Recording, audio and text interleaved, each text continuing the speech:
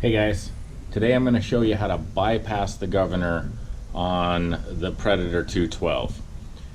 What we want to do with this is you could crack into the engine and take the whole governor assembly out and bypass it that way, or you could do what I'm about to do and then you don't have to worry about breaking everything down. It's super simple. Everything that you need is already on there as far as springs, and you should be able to use just what you're taking off to bypass it. And I'll show you some extra things that I'm going to do, and let's get at it. Alright guys, I thought you'd want to be in on this as well. After our little rip, we finally got our brakes in, our hydraulic brakes.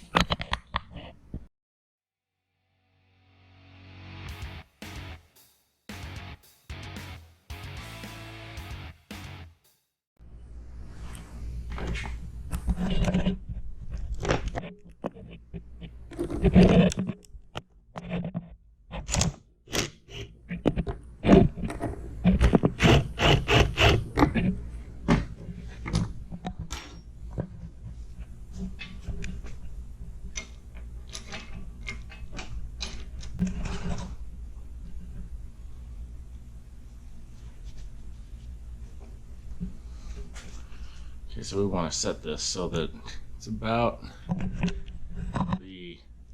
where your fingers end should be about where the hand grip ends. I was fiddling with this, getting it set up. We just got that set where I was talking about, and I looked up underneath here. There's two little metal prongs sticking out, and I was like, what?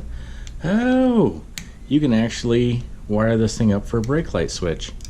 You can hear it clicking. It's got a brake light switch built right on. Pretty cool. So now this came spun the other direction. It was hanging out this side, and to swap that around, it's so simple. These things are so easy.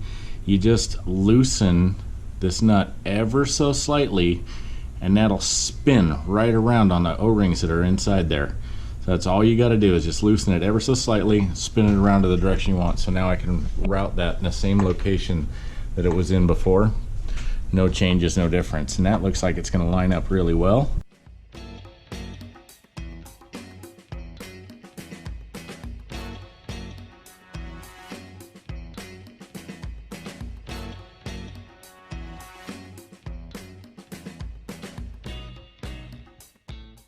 That's it installed. Now all you got to do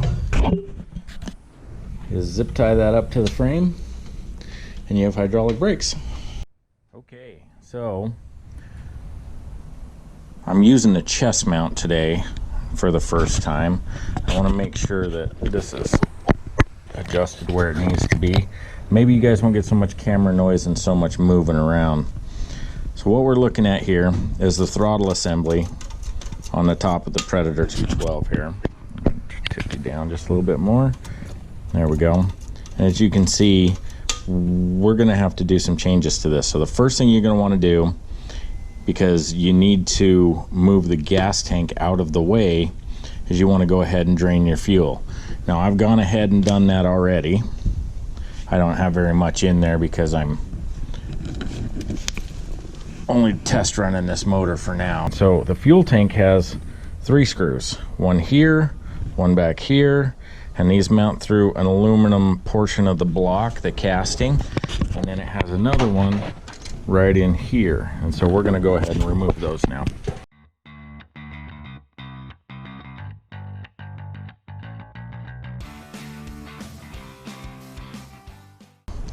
And that's it. The fuel tank is now loose and ready for removal.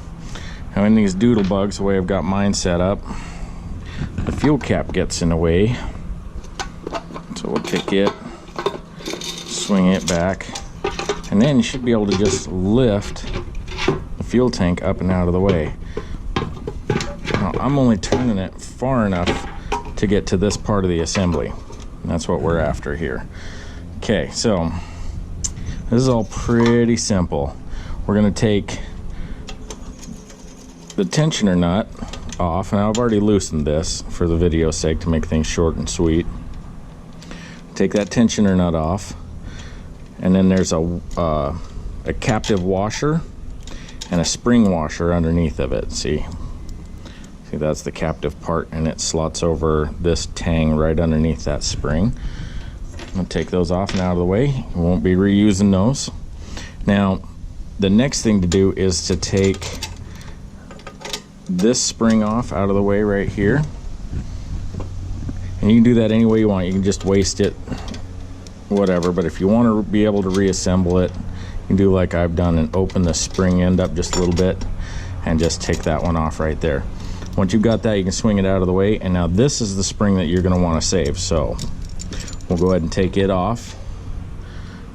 Take these ones, set them aside, don't need them. And then this spring, we're going to go ahead and take it off. And I'll show you how we're going to reattach this bad boy. Up here at the grounding location for your wiring, this bolt, just back it out a little bit, and then take this spring that you just took off of there and you're going to reuse, and you want to hook it into the furthest out hole of the governor spring locations. Hook it from underneath, and then you'll swing it all the way underneath the governor, all the way back around, and then you want to kind of pull it tight. Just kind of give it a little tension, and then wrap it around that bolt. Once you've got it wrapped around, give it a little bit of a squeeze just to coil it around that bolt, and then swing the rest of the spring underneath.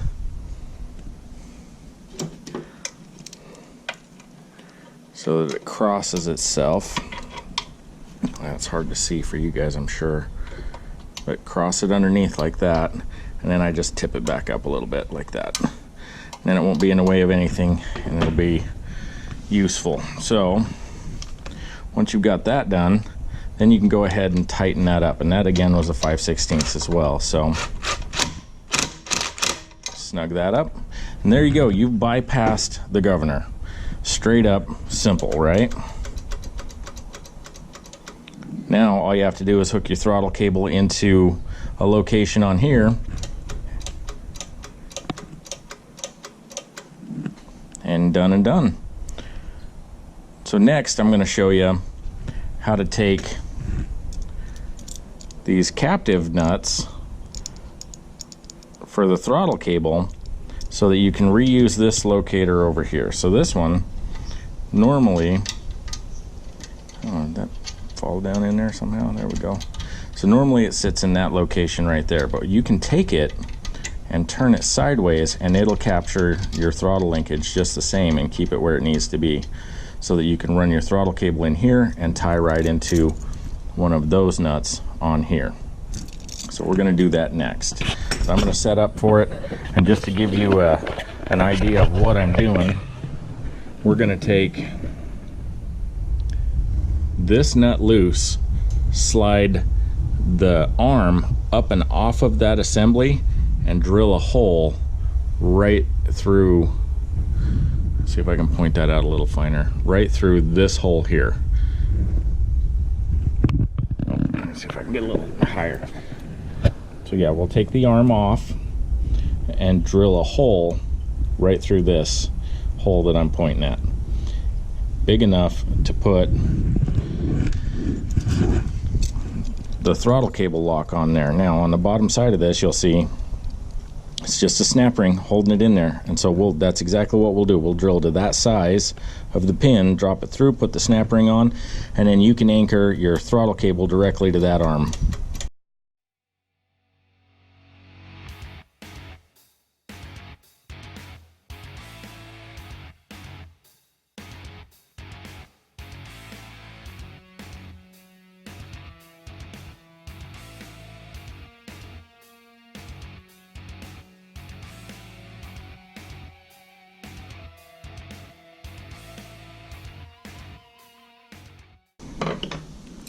Okay, now we can drill this. Now we can drill this hole right there in that location, big enough for that snap ring pin here. And we'll go ahead and we'll pop it apart first.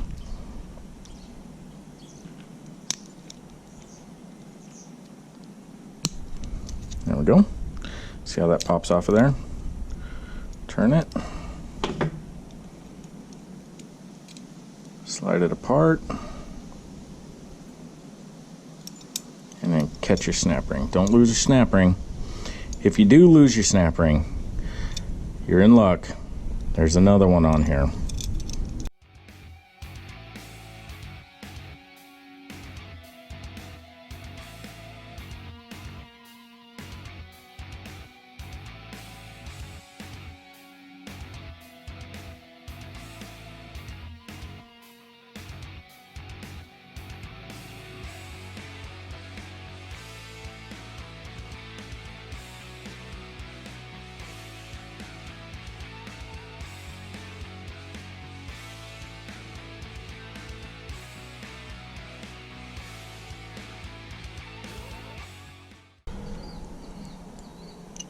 Yep, that's the right size.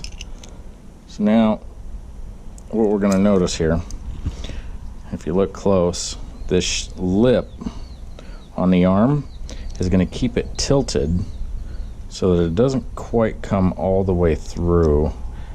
And that's going to cause us problems. So I'm going to take the grinder and just grind that back just a little bit.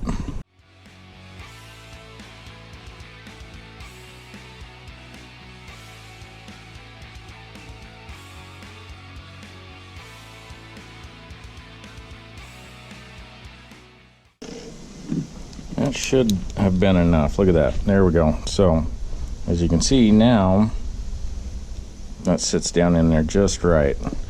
I didn't have to take very much metal out, just enough to get that tapered side of this nut to sit down in flat so that we can slip that snap ring on from behind. So now that we're at that point, let's do that.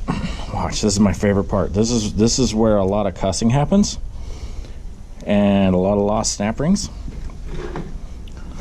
Right? Okay, so if you do it right, one squeeze and it should be on there.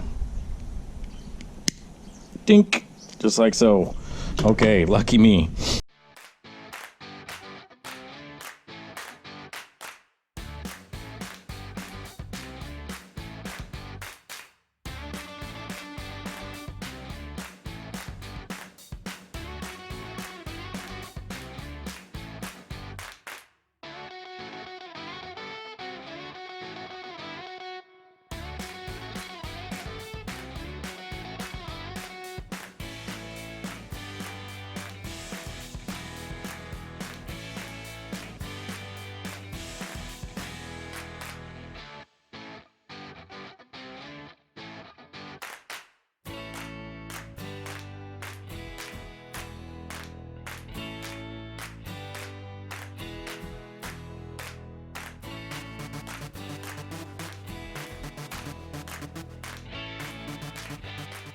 Now we can take our throttle cable and anchor it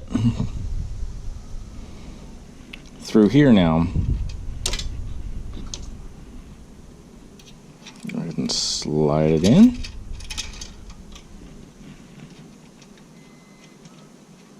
Run it down to snug. Make sure that that end's going to reach, and it will.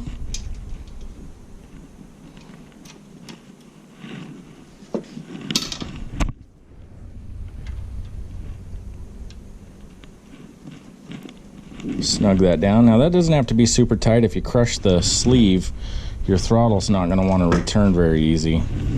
And test our, oh my gosh, I have so much travel for throttle now, and now we won't have very much travel in the throttle at all, because well, you're going from that long arm movement to now it's just that much, so your throttle is going to be a lot more sensitive. You're gonna have to be careful with that. There it is.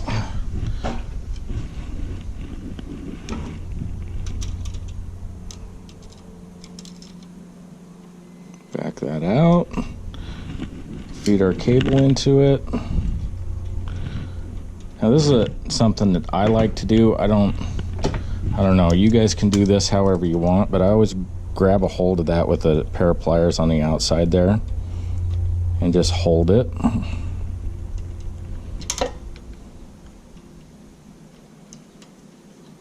Until it starts to snug, and then I'll back it up with the wrench and tighten it the rest of the way. Just that way I know my throttle cable's set about where I need it to be. And this again, just snug, doesn't have to be super tight. Tight enough it's not gonna back out, and there we go.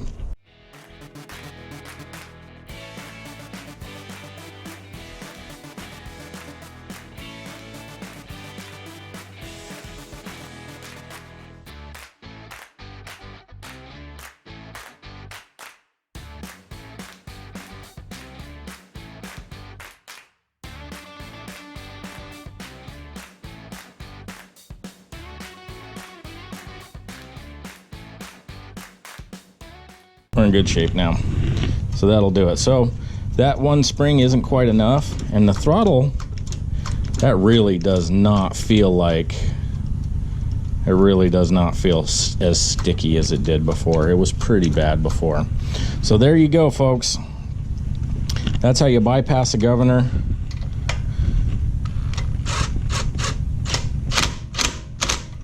Pretty easy to do.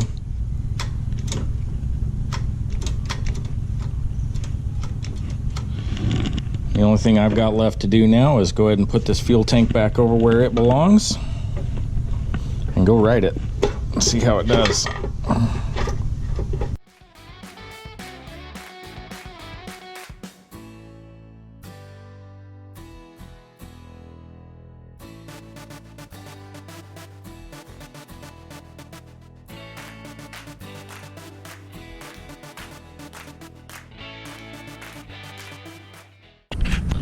If you look, I'll move this throttle cable handle out of the way. See, the spring comes up underneath. If you can see behind that spring, the retaining nut is hitting the fuel tank, and the throttle cable is bending around the corner. Now, that nut's just barely touching the fuel tank, so I don't think that's really much of the problem. But you can see that throttle cable is clearly turning a corner going around to get underneath that tank. That's not okay. So what I'm going to do is I'm going to bend this tab down, this ear right here. I'll bend it down so that that gives me a straight shot back.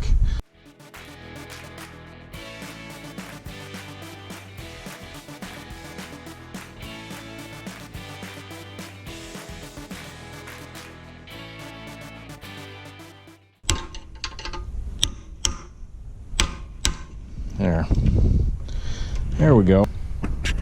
Now that I've bent it down, you can see it's a straight shot. And it's returning easy again. Little things, gotta make little adjustments. So there we go. Now all I gotta do is add fuel and go for a spin. Alright guys, I don't know about you, but when I've done this stuff in the past, usually it's easy to fuel them. This one is not. So we just have made a funnel because that fuel cap is just a little bit out of the way. So I'm just going to add enough to go for a rip.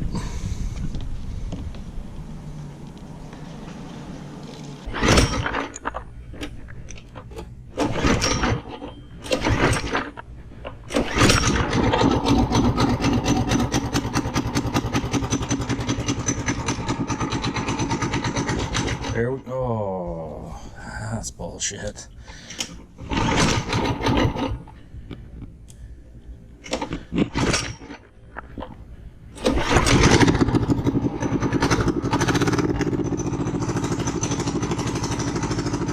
Okay, it's my first time running it with the governor removed.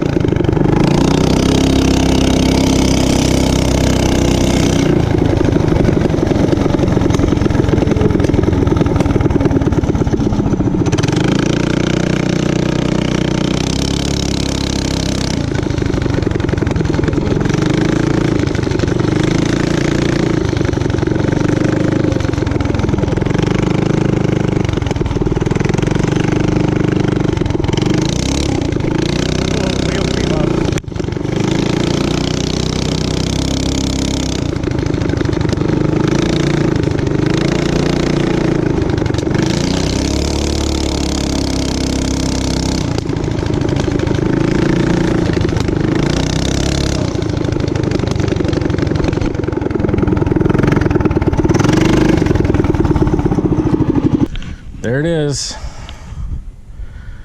She's all ripping. Stage 1 complete.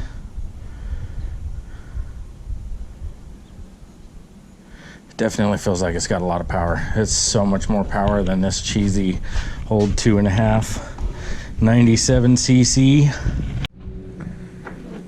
All right, guys, so I tried this for a while, and this exhaust pipe, this one right here, is too loud.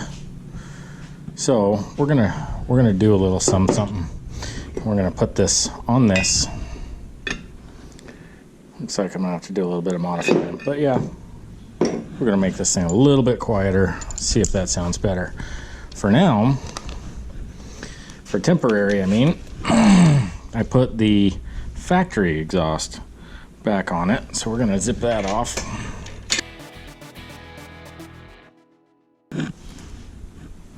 I'm gonna put this guy back on there. And another problem we have is when that's cranked down, the exhaust shoots straight out and hits this part of the bar. So I think with that on there, we just kick it out to the side a little bit like that. I think that'll be all right. Do a little bit of modifying and get that to sit in there, and then we'll just weld her up and see what happens.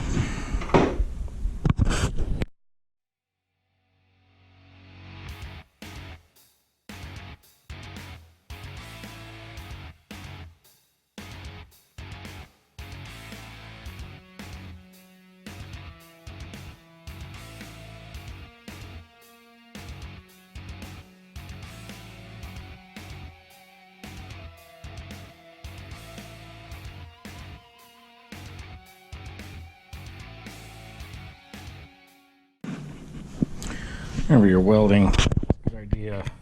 Move your flammables away from the area.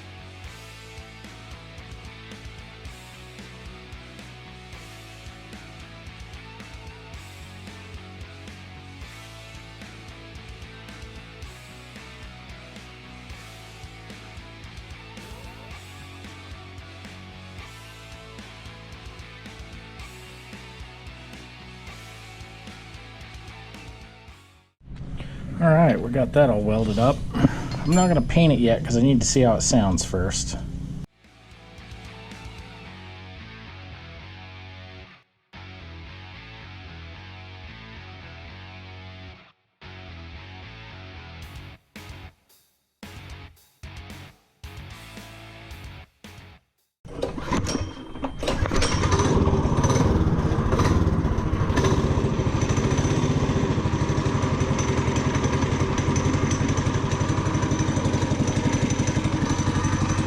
Take it for a rip.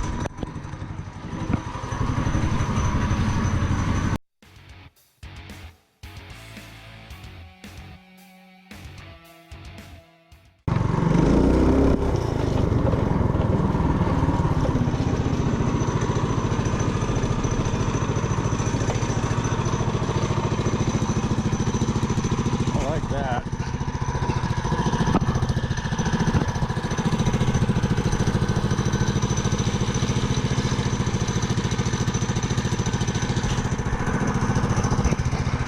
That'll work. Well, there we go. That'll put an end to this video. We went through and moved the fuel tank out of the way and bypassed the governor. I think if you guys are doing one of these projects, that might not be something you want to do for your teenager, because that's a lot of juice. Anyway, think actually this is going to end this video series. So it was a lot of fun. If you guys have any ideas for videos I should do in the future, you know, there's some project maybe you saw in my background somewhere that you would like to see some of, hit me up in the comments, and hopefully we get some more stuff out for you.